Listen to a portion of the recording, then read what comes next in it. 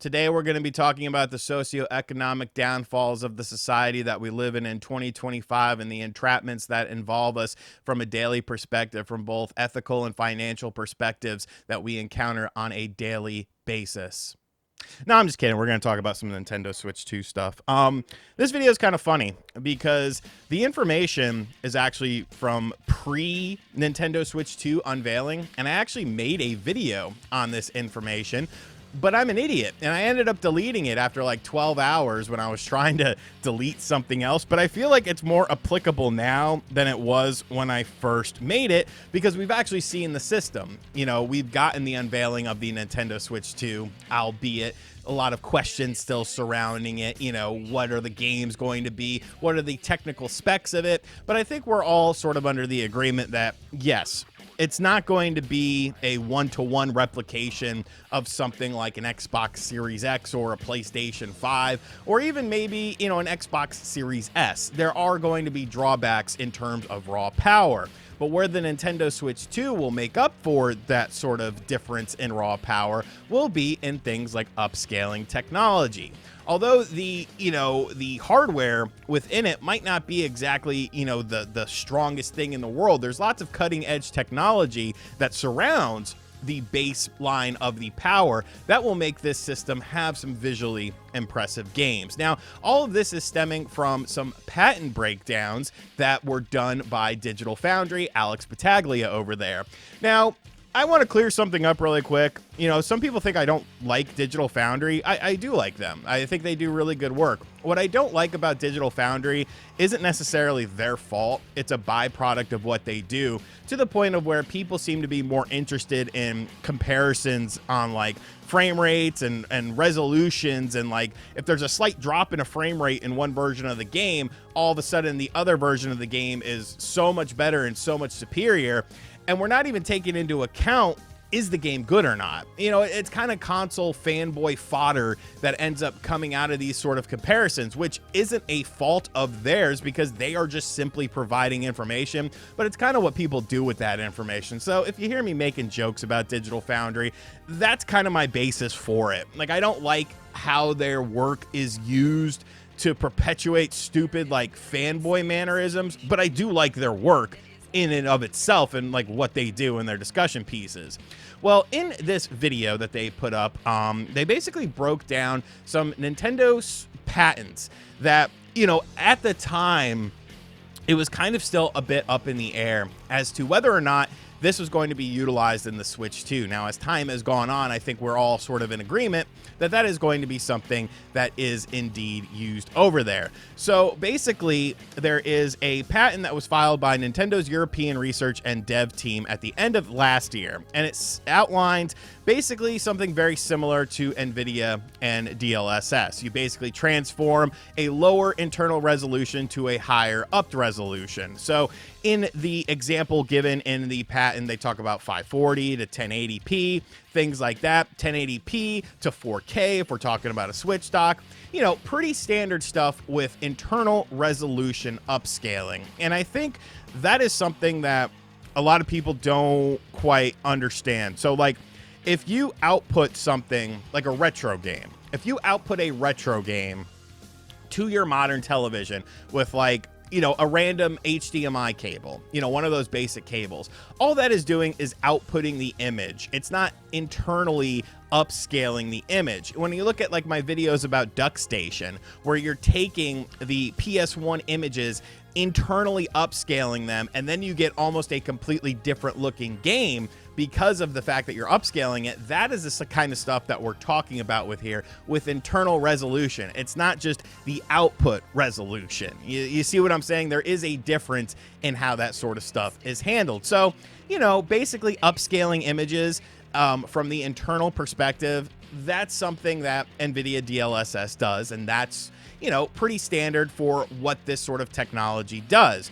But it does look like that Nintendo's patent actually has some differences in how it would be able to essentially switch out DLSS upscaling models in real time so that you get a benefit to the frame rate and you get a benefit to the internal resolution as well. So it's very broad with kind of how it's saying, but it's not necessarily a one-to-one replication of what DLSS does. If anything, it's DLSS a little bit Nintendo-fied. Now, obviously, NVIDIA is behind the system on a chip of this system. We all kind of know that. That's the working relationship that they have going on because they did the Nintendo Switch 1.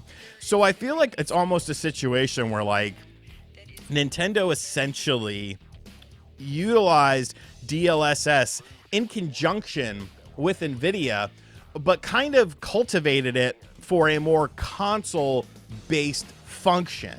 Because when you're playing a game on a PC, it is a different experience than when you're playing a game on a console. Your PC has many more resources going on and many more things that it can draw from than just a standard console. A PC can do things that a console cannot do. I think we're all, sort of in agreement about that. So to kind of hone it in for a specialized use on a console is very exciting stuff. Like I said, nobody is expecting this system to be a beast out of the box in terms of raw power.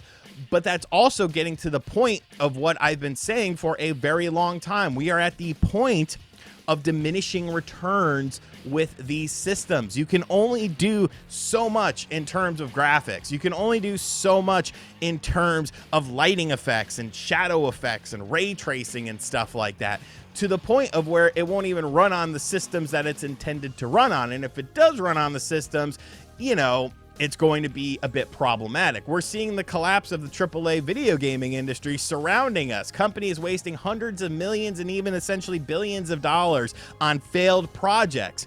So I almost feel like this system is coming out at the perfect time.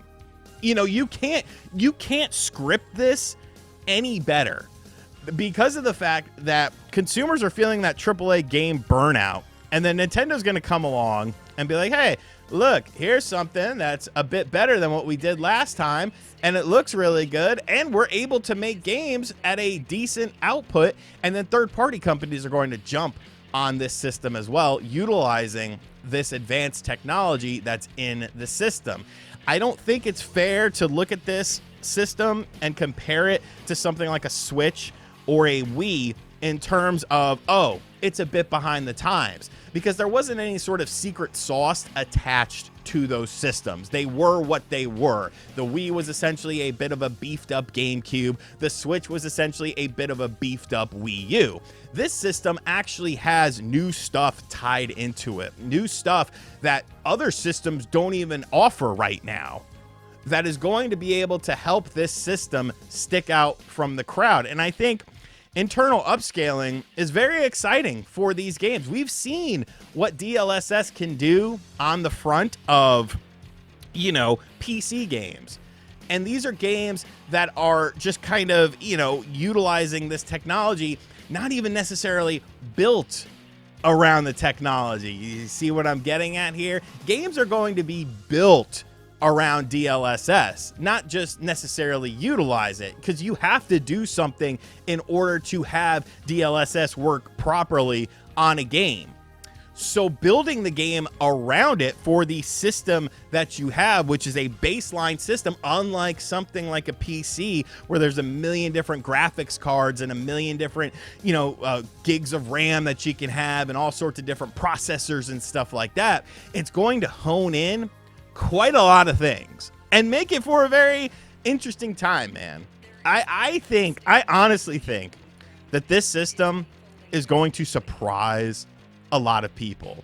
I think it's going to surprise a lot of people in terms of what games are on there and how the games actually look and run in comparison to other platforms on the market. Because if Nintendo's able to hone this in, if they're able to really captivate the marketplace right now, that is kind of a bit tired of a lot of these, third-party offerings that we've been getting and these AAA games that don't really satiate gamers' needs and gamers' wants and gamers' desires. It's going to be a very interesting 2025 and beyond, and I can't wait for it, man. Like, it's going to be a very fun time, and your boy's going to be here to guide you along the way, much like the New York Knicks guided the Memphis Grizzlies into hell. Shout outs to my homie Jack Move Johnny big Memphis Grizzlies fan, you might want to move out of Memphis, pal. Orange Mound. Anyways, guys, let me know in the. I used to listen to a lot of Memphis rap. So you got North Memphis, Southwest Memphis, Westwood, Orange Mound. That was a Prophet Posse song.